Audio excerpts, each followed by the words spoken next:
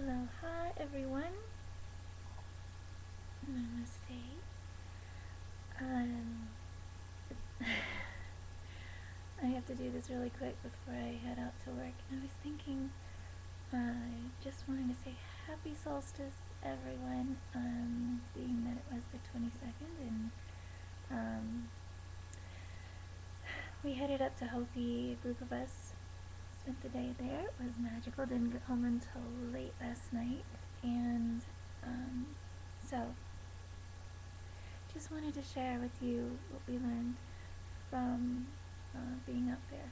We went through 3 different types of weather: rain, fog, snow, and sun. So, that's more than 3. Anyway, it was and always is an adventure getting. It's about a 90-mile diameter, and 2.5 hours away from Sedona, so 3 hours altogether maybe, with the stops. So getting up there was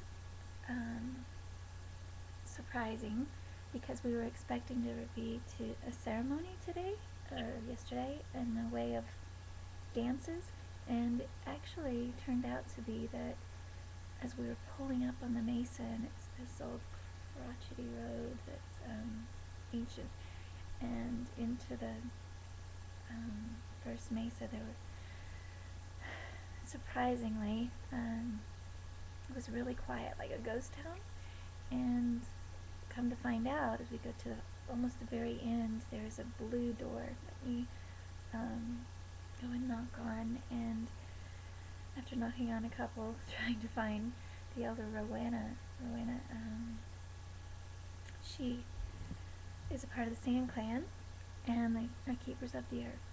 And she was so surprised and happy to see us, and we brought bags of food, a big bag of clothing, and just spreading the love, and thinking that there was going to be dances, that she explained to us because of the weather it was delayed, but that the men instead decided. There's another part of the story is that she told us, as there were a group of 7 of us sitting around, and the 13 tribes that make up the, I believe it's 4 clans, like the 4 directions, and most are honoring the cycles, and it's a matriarch society, but they honor the cycles of Mother Earth in many different ways. This one, they decided they would go in because it was a time to be inward, and it was also an eclipse that was happening. Hasn't happened in over 300 years on the solstice, and so it was eerily strange weather. And after visiting with her, the sun came out, so that was lovely, and she took us to Prophecy Rock. But of these 13 tribes that they called a gathering, they went to, I believe it was the Cavas in Alderabi, where Grandfather Martin lives, and they were all gathered for doing ceremony, quiet time, chanting, and keeping the fire vigil. And so it was just the women who were around, and we got to explore Prophecy Rock and the gate there, and then came back to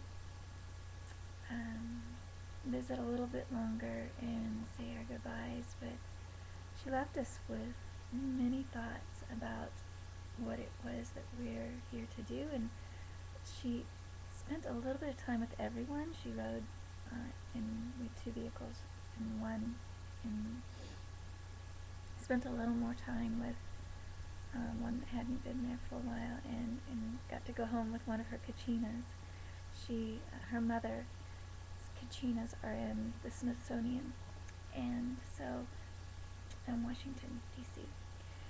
So she's keeping that tradition going, and one of the things that she mentioned that just struck a chord is that this is a time to really be inward. And I was thinking, maybe because of winter, cycles, that type of thing, but she looked and said, this is a time that has been like no other.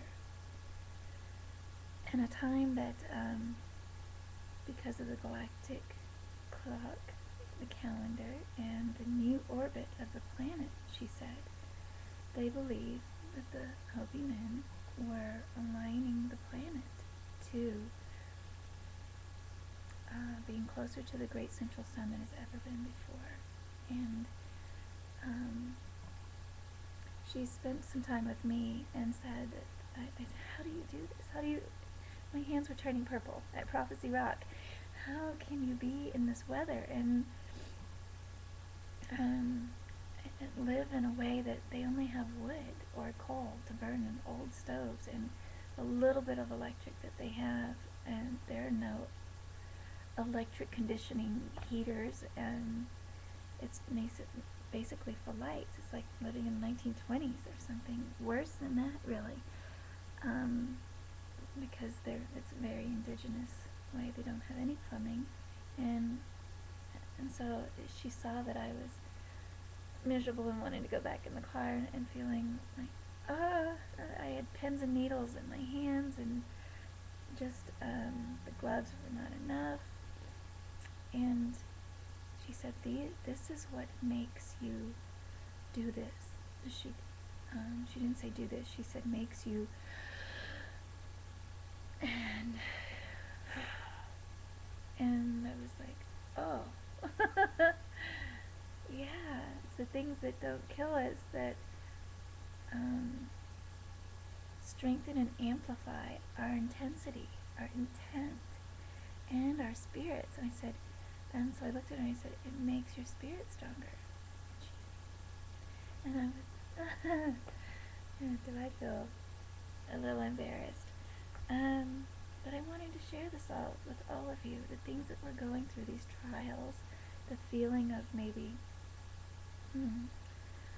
like it's emo waves that we've been swimming in and just waiting to come up for surface, and feel as if we're not in a spin cycle anymore. Whatever it is that the rug has been pulled out from under you, we're all going through something in relationships, and everything that we are to be focusing on is such an inner plane. And the way she spoke was not about what we're doing physically, it's what we're doing on an inner plane. So I wanted to share that with you all and remind you that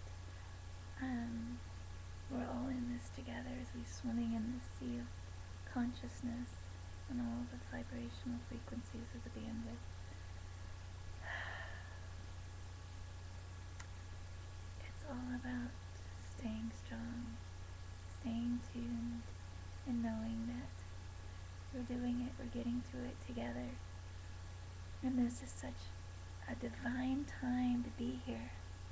So, get in the sun, celebrate that. It's getting stronger than ever before and without fear, because it is a portal directly connected to the great central sun. And hearing these words, I'm not sure what you've been feeling on the inside, trying to keep that little light of yours going. I hope that it lifts your spirits and fills you with aloha. A rainbow of love to you all. These holidays, these holy days. Namaste. Until next time.